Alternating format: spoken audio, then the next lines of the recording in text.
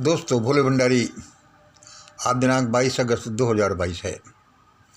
आज की देववाणी, जनवाणी, मंगलवाणी। आज सुबह अभी कोई 3:30 बजे 4 बजे खड़े होते ही मेरे साथ अजीब घटना घटी। मैं चिल्लाने लगा, हे कामनाथ, हे कामनाथ, हे टुरमू, हे टुरमू, तुम जन्म लेते ही मर क्यों नहीं गए?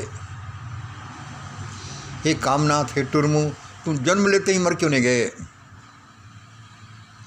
इतने वैभवशाली, इतने शक्तिशाली पदाधिकारी का सार्वजनिक शुद्धिकरण।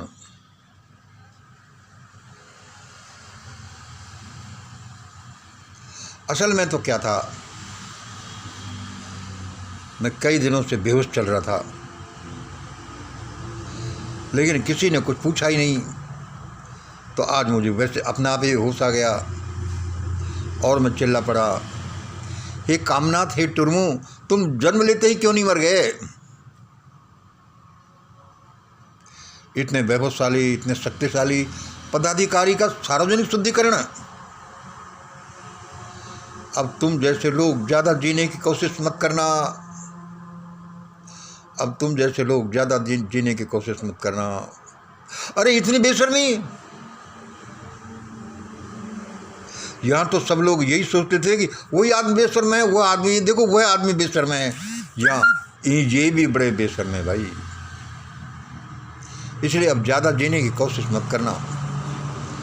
हे कामनाथ, हे टुरमू, जिंदगी के लगभग 2-3 दशक तक, लगभग 2 दशक तक मैं भगवान को गाली देता रहा। मैं ये सुना रहा हूँ आपको कि मैं जो सुनाता हूँ कि भगवान मेरे सामने खड़ा है, हर समय खड़ा रहता है, ये वैसे ही खड़ा नहीं हो गया। जिंदगी के 2-3 दशक तक मैं भगवान को गाली देता रहा कि हरामी भगवान, तेरे से बुरा कोई नहीं। इस देश में इतना अन्याय, अत्याचार, और फिर तू कुछ नहीं करता, फिर तू कुछ नहीं करता। और फल स्वरूप वह भगवान मेरे सामने आकर खड़ा हो गया कि मंगल, तुम क्यों चिल्ला रहे हो? मैंने कहा तुमने भगवान मुझे इस दुनिया में लाए क्यों? क्यों इस दुनिया में तुमने उठाकर फेंक दिया मुझे, जहाँ जीवो जीवो से भेजनम भोजनम, जहाँ एक जीव दूसरे जीव को कचर कचर खा जाता है। भाई, मुझसे सहन नहीं होता। और यदि ये है, ऐसा किया भी तुमने, पृथ्वी पर भेज दिया, तो मुझे भारत में पैदा क्यों किया? ऐसे वाहियात लोगों का देश जिसको बयान नहीं किया जा सकता, और तुमने मुझे यहाँ पैदा किया, और फिर तुमने पैदा भी कर दिया, तो मुझे पढ़ने क्यों भेजा? मुझे तो अनपढ़ बना रहने देते, मुझे बेहोशी की हालत में पड़ा रहने देते। मैं जागता तो नहीं। हे कामनाथ, हे टुरमू, तुम जन्म लेते क्यों नहीं मर गए? तुमने अपनी हरकतों से लाखों करोड़ों बच्चों को, बच्चियों को, बड़ों को, बूढ़ों को मार दिया। कि जब इनका हालत ये है, जब इनका शुद्धिकरण होता ऐसे होता है, तो औरों का क्या होता होगा? कोई सीढ़ियों पर बैठा है, कोई शुद्धिकरण करवाते ही मुस्कुरा रही है। तुम पूछोगे, भाई ये इसे क्या शुद्धिकरण से हो गया? दोस्तों, मैं बोलता रहता हूँ, everything of this universe speaks about everything of this universe. दुनिया की हर एक घटना से दुनिया की सारी घटनाओं का पता चलता है। मैं वैसे ही बेहोश नहीं हो गया। मुझे पता है इसका अर्थ क्या है। आप नहीं जानते तो मैं क्या करूं? इतने बड़े पदाधिकारी, इतने बड़े शक्तिशाली लोगों का सार्वजनिक शुद्धिकरण किया गया और वो उफ नहीं करते। इसका क्या मतलब है?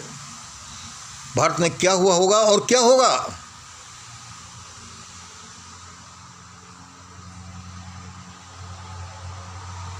उन्होंने विरोध नहीं किया कि तुम ऐसा करते क्यों हो, आदमी आदमी का शुद्धिकरण करे।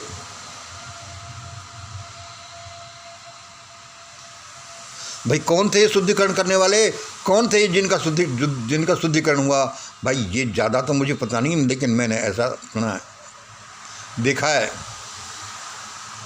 शुद्धिकरण की प्रतिक्रिया, शुद्धिकरण की इस क्रिया को सुन कर पढ़ कर मोबाइल में देख कर मुझे वो शुद्धिकरण याद आती है। शादी होने वाली लड़की को 7 दिन हमारे यहाँ भेजना, उसका शुद्धिकरण किया जाएगा। ये आज का शुद्धिकरण के अवशेष उसी शुद्धिकरण के हैं। लोग ऐसे ही नहीं कहते, मैं ऐसे ही नहीं कहता कि इस देश में परमाणु बम गिरेगा, इस देश में गृह युद्ध होगा, यहाँ आदमी आदमी को खाएगा। यह भी नहीं होगा तो धरती फटेगी, आसमान फटकर गिरेगा। हो सकता है कि जैसे डायनासोर को खत्म करने के लिए उस परम देव शक्ति ने क्या एक उल्का पिंड भेजा, जो बृहस्पति और मंगल ग्रह के बीच में एस्टेरॉयड बेल्ट से टकराया। वहाँ से एक टुकड़ा निकला जिसने कहाँ पृथ्वी को हिट किया, जिससे पूरी डायनासोर प्रजाति नष्ट हो गई। मुझे भी ऐसे ही नष्ट होते दिखाई दे रहे हैं लोग, इसलिए चिल्ला रहा हूँ भाई साहब। मैं ऐसे ही नहीं चिल्लाता मंगल। ये शुद्धि करने वाले किस जाति के हैं भाई? भाई जाति तो हमको पता नहीं, ये तो गंभीर मामला है। इससे ज़्यादा गंभीर मामला है ये है कि करोड़ों लोग इनकी जातियों के, जिनमें से किसी में बुद्धि नहीं है क्या, वो उनको कहना चाहिए कि तुम कर क्या रहे हो, इस शुद्धिकरण का अर्थ क्या है।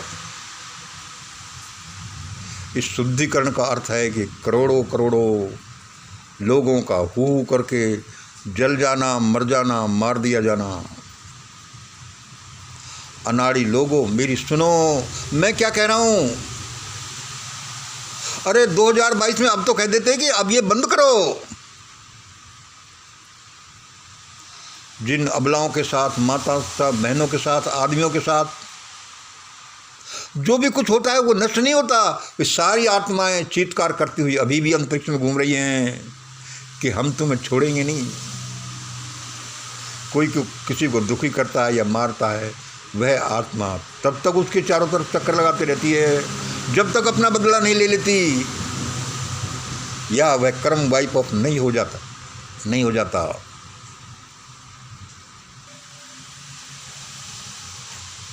यह दुनिया ऐसे ही नहीं समझती, इसलिए अब यहाँ कहर गिरेगा। मैं ऐसे ही नहीं कहते था कि भाई मेरी इम्पोर्टेंस बन जाए या लोग आ जाएं। मैं लोगों को बचाने के लिए कहता हूँ।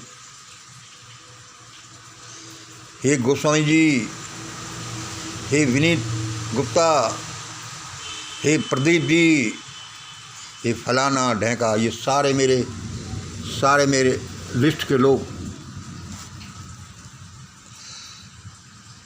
कमाना खाना 2-4 महीने के लिए छोड़ो तो छोड़ो,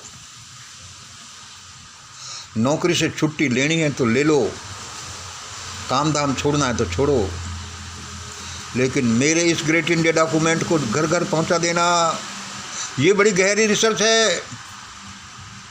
क्योंकि ये बेशर्म लोग ही नहीं मारे जाने वाले, बहुत से इसमें स्वाहा हो जाएंगे। और ये पता तब चलेगा लोगों को, तब जैसे कि किसी कीड़े के पास आँच की लपटें आती हैं और उससे तभी भी पता नहीं चलता और वो जल भुन जाता है। मेरे सामने भगवान ऐसा ही खड़ा है। मुझे तो चाहे आप कुछ भी समझ लो, कोई दिक्कत नहीं है, लेकिन सबकी अपनी अपनी आत्माएं हैं। यह शुद्धिकरण यही नहीं बताता कि क्या हुआ होगा हजारों साल तक। ये भी बताता है कि अब क्या होगा।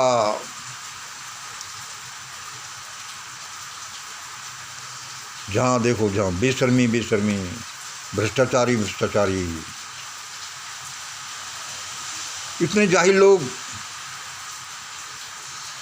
सेकेंड वर्ल्ड वार में 2 करोड़ लोग ऐसे नहीं मारे गए, जर्मनी में लोग ऐसे नहीं मारे गए, भूस्खलन में या हिमस्खलन में ऐसे ही लोग नहीं मारे जाते। सबका हिसाब है। मुझे पता है कौन कौन कैसे कैसे मारे जाएंगे। चेतना है तो चेत जाओ। ये शुद्धिकरण ये उस विप्लव को बताता है कि बस वो आ ही रहा है। और ये मानव के बच्चे, ये चीते और हिरण की लड़ाई नहीं है, ये आदमी आदमी के बीच की लड़ाई है।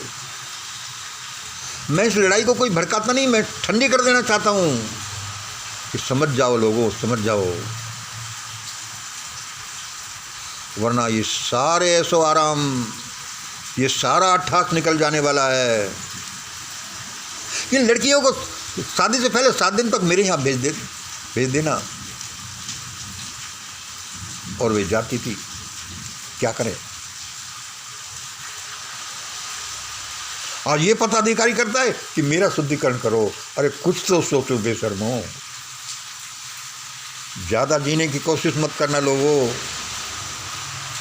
ये दोनों ही नहीं, ये शुद्धिकरण करने वाले ही नहीं, बड़ा भयानक विप्लव आने वाला ये है। उसको कुछ देव आत्माओं ने रोक रखा है कि रुको रुको, अभी मत करो भगवान। लेकिन भगवान भी कहाँ तक रोकेगा। क्या वो अपनी न्याय व्यवस्था को तिलांजलि दे दे? नहीं दे सकता। ये डमरू बजाने वाले लोग, ये वो लोग सारे भस्म हो जाने वाले हैं। आज ही इस आवाज़ को, इस ग्रेट इंडिया डॉक्यूमेंट को घर घर पहुंचा दो और मुझे इन्फॉर्म कर दो कि मैंने इतने लोगों को दिया है। आप लोगों के साथ उसी हिसाब से परमात्मा करेगा। 100, 200, 500, 10 कॉपी निकलवा कर उतने लोगों को दे दो। चाहे चौराहे पर खड़े हो, चाहे घर घर दो, चाहे रिश्ते नातेदारों को दो, चाहे अपने मकान के आगे बोर्ड लगाओ, ऑफिस का नहीं लगाओ तो कोई बात नहीं, सिर्फ एक चिट्ठी लगा लो कि मिशन ग्रेट इंडिया नंबर इतना। होना तो वही है जो परमात्मा मुझसे बोलता है और यही देववाणी जनवाणी मंगलवाणी है। भाई मैं तो अपना काम कर रहा हूँ, बाकी वो ऊपर वाले जाने। आज इतना ही। जय हिंद, जय भारत।